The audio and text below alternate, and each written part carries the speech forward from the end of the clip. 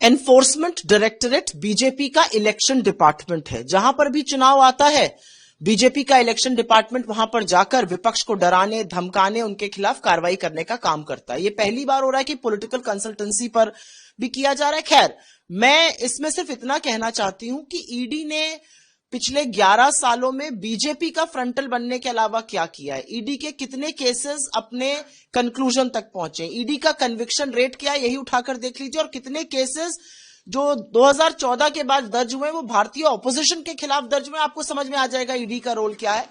Election department बनने के अलावा एनफोर्समेंट डायरेक्टरेट के पास आज की तारीख में कोई काम नहीं है, और मुझे ऐसा लगता है कि उनकी विश्वसनीयता, उनकी साख पूरी तरह से वैसे भी खत्म हो चुकी है। एनफोर्समेंट डायरेक्टरेट बीजेपी का इलेक्शन डिपार्टमेंट है। जहां पर भी चुनाव आता है, बीजेपी का इलेक्शन डिपार्टमेंट वहां पर जाकर विपक्ष को डराने, धमकाने, उनके खिलाफ कार्रवाई करने का काम करता है। ये पहली बार हो रहा है कि पॉलिटिकल कंसल्टेंसी पर भी किया जा रहा है। खैर, मैं इसमें सिर्फ इतना कहना चाहती हूं कि ईडी ने पिछले 11 सालों में बीजेपी का फ्रंटल बनने के अलावा क्या किया है, ईडी के कितने केसेस अपने कंक्लूजन तक पहुंचे, ईडी का कन्विक्शन रेट क्या है, यही उठाकर देख लीजिए। और कितने केसेस जो 2014 के बाद दर्ज हुए वो भारतीय ऑपोजिशन के खिलाफ दर्ज हुए, आपको समझ में आ जाएगा ईडी का रोल क्या है।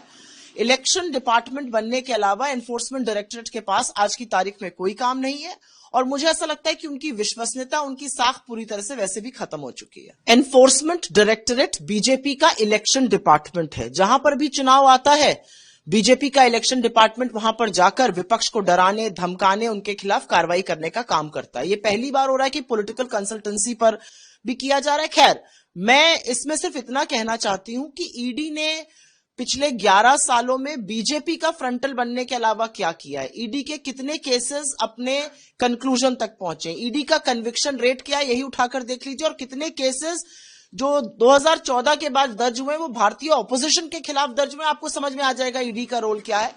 इलेक्शन डिपार्टमेंट बनने के अलावा एनफोर्समेंट डायरेक्टरेट के पास आज की तारीख में कोई काम नहीं है, और मुझे ऐसा लगता है कि उनकी विश्वसनीयता, उनकी साख पूरी तरह से वैसे भी खत्म हो चुकी है।